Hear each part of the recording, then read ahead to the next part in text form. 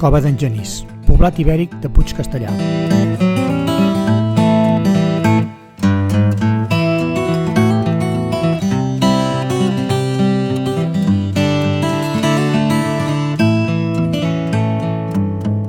Dins del terme municipal de Santa Coloma de Gramenet, en plena serralada de Marina, es troben tant el dolmen de la Cova d'en Genís com el poblat ibèric de Puig Castellar.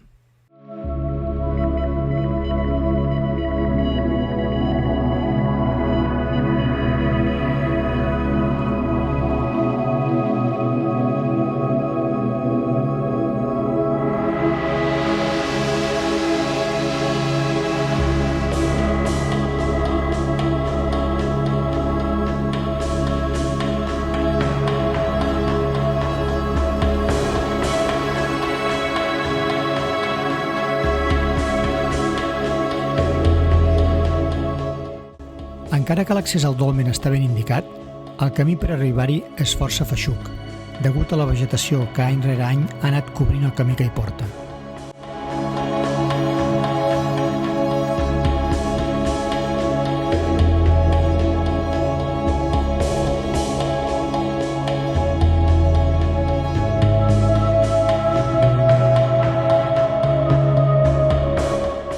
A més, la situació del propi jaciment, al baixant de la muntanya, just al costat d'un tancat metàl·lic, dificulta el poder gaudir massa estona del monument.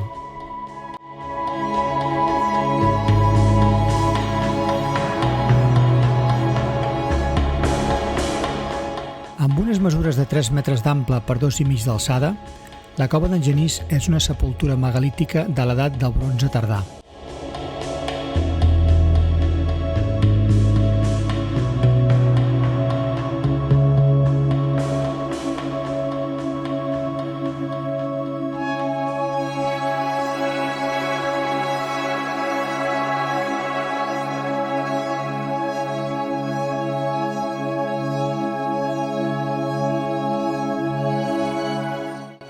A les excavacions es va trobar una tíbia humana que es va desfer i 2 vasos de ceràmica de l'aixovar funerari.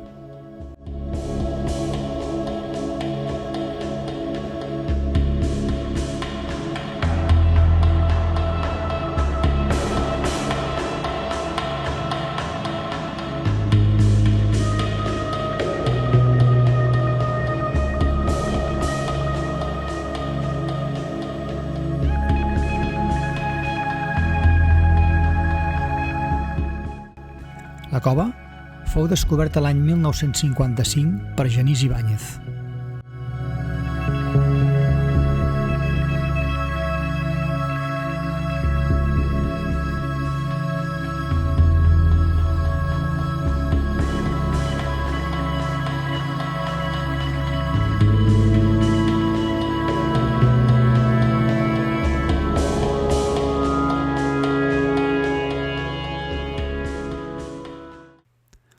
Puig Castellar és un poblat iber situat al terme de Santa Coloma de Gramenet, al cim del Puig Castellar de 303 metres d'alçada.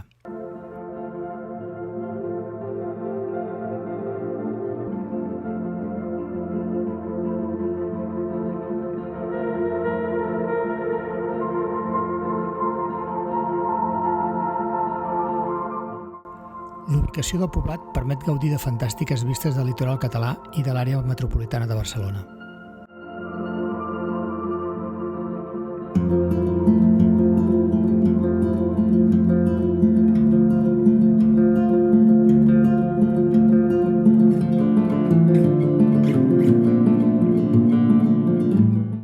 En l'actualitat, el jaciment arqueològic es pot visitar de manera lliure i gratuïta, essent l'accés al mateix apte per a totes les edats.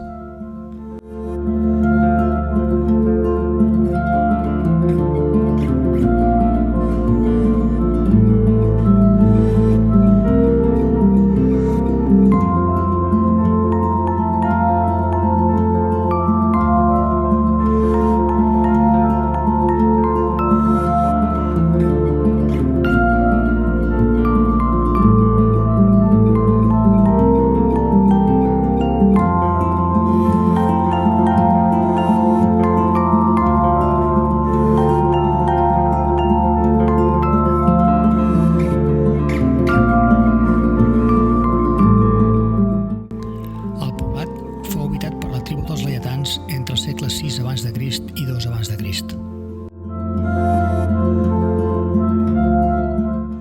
Principalment es dedicaven a l'agricultura i ramaderia, encara que també es treballava la metal·lúrgia i el tèxtil.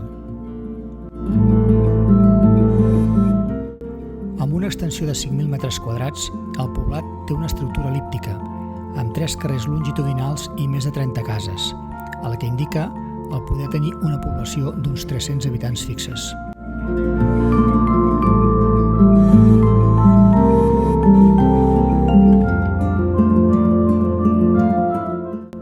Dins la societat ibera, quan més amunt de poblat es vivia, de major rang i importància n'eren els seus habitants.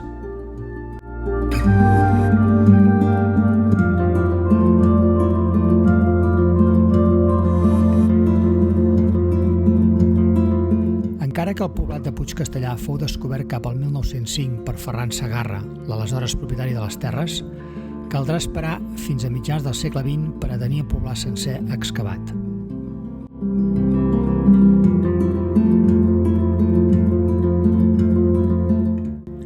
Durant les excavacions s'han trobat 3 troballes importants: un cap foguer ibèric de ferro, un cap de terracota de la deessa de fecunditat Tanit i un crani enclavat.